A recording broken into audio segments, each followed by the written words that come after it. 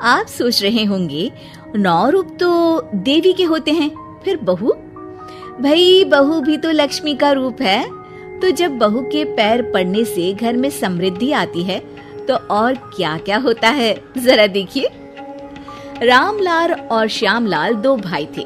दोनों बड़े ही प्यार से साथ ही एक ही घर में रहते, लेकिन दोनों की बीवियों का रवैया एक दूसरे के लिए बिल्कुल ठीक नहीं था। एक दिन रामलाल की बीवी कहती है, अरे रमा, ये क्या कर दिया? सारा कचरा पूरे घर में फैला दिया। माफ करना दीदी, मैंने रखा तो एक ही जगह था, लेकिन हवा इतनी तेज चली कि उड़ गया। अभी उठा देती हूँ। हाँ हाँ जल्दी करो। और एक बात, अब भाई साहब से बोल देना कि 2 रसोई कर ले। पता तो है मेरा बेटा सोहन बड़ा हो गया है, अब लड़की वाले भी आने लगे हैं, तो उसकी शादी हो ही जाएगी इस साल। हाँ हाँ दीदी, मेरा बेटा विहान भी तो बड़ा हो गया है और उसकी भी तो शादी होनी है। ठीक कहती हैं आप। अब हम ऊपर वाले तल्ले पर शिफ्ट हो जाएंगे। मैं विहान के पापा से बात कर लेती हूँ। बात नहीं करना, शिफ्ट होना है, क्योंकि मैं अब साथ नहीं रह सकती। हाँ हाँ दीदी, ठीक है ना। फिर क्या, हो जाते हैं एक घर के, एक परिवार के 2 टुकड़े और 2 रसोई, दोनों के बेटों की शादी। और फिर शुरू होती है कहानी।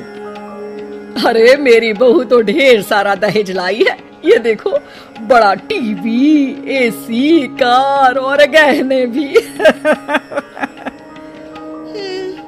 दीदी ये तो बहुत अच्छा है, लेकिन है कहाँ आपकी बहू? वो सो रही है, थोड़ी रिजर्व टाइप की है ना, अपने ही कमरे में रहती है और ज्यादा बात भी नहीं करती। तभी रमा की बहू की आवाज आती है, माँ कहाँ है आप? जल्दी आइए, नाश्ता ठंडा हो रहा है और मुझे भी भूख लग रही है। आ रही हूँ बेटा, रुक। दीदी चलूं क्या? ये लड़की मेरे साथ ही बैठकर खाती है, वैसे भी भूख लगाई है। ये बोलकर वो चली जाती है। तभी श्यामा की बहू बाहर आती है और बाहर की ओर जाने लगती है। अरे बहू, कहीं जा रही हो क्या? क्या है माँ जी, बिना बात के ठोका मत करो। जा रही हूँ मैं। वैसे भी मेरे पापा ने कार घर में रखने को तो नहीं दी है ना। अरे नहीं नहीं बेटा, बिल्कुल बिल्कुल, घूमो घूमो। मैं तो कहती हूँ मुझे भी साथ लेकर जाया करो, साथ ही घुमा करेंगे। अरे नहीं नहीं, मैं आपके साथ बिल्कुल भी कंफर्टेबल नहीं हूँ। वैसे भी मैं शॉपिंग में जा रही हूँ, कहाँ आपको टांगती फिरूंगी। ये बोलकर श्यामा की बहू निकल जाती है। तभी उसके कान में ऊपर वाले तल्ले से हंसने की आवाज आती है। और ये कौन इतनी जोर जोर से हंस रहा है?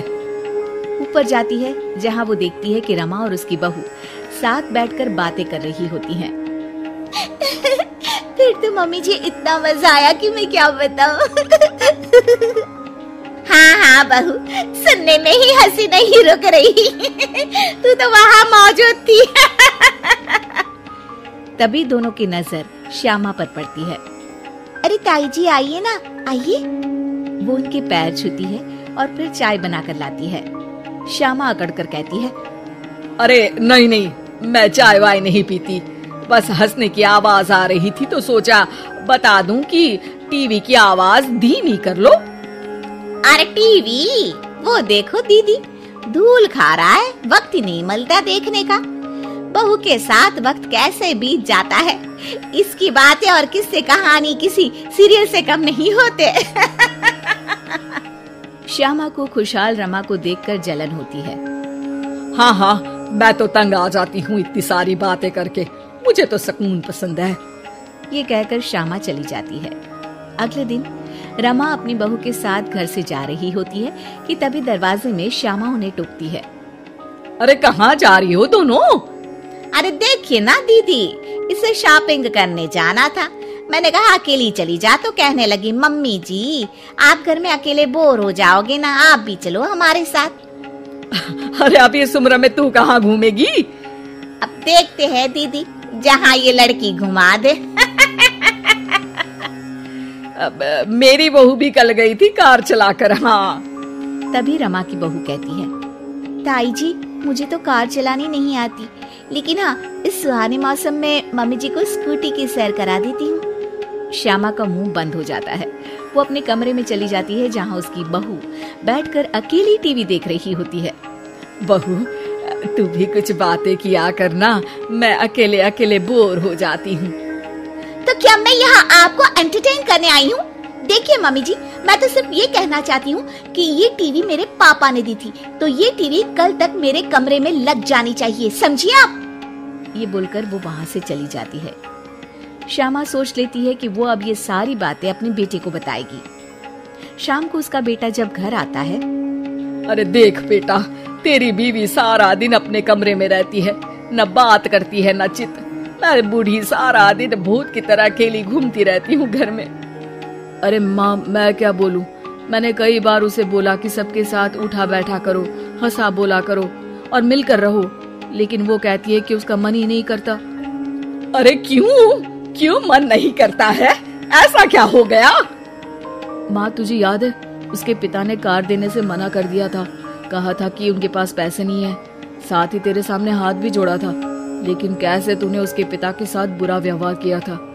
उन्हें कहा था कि पैसे नहीं है तो किसी भिखारी से शादी कर दो अपनी बेटी की।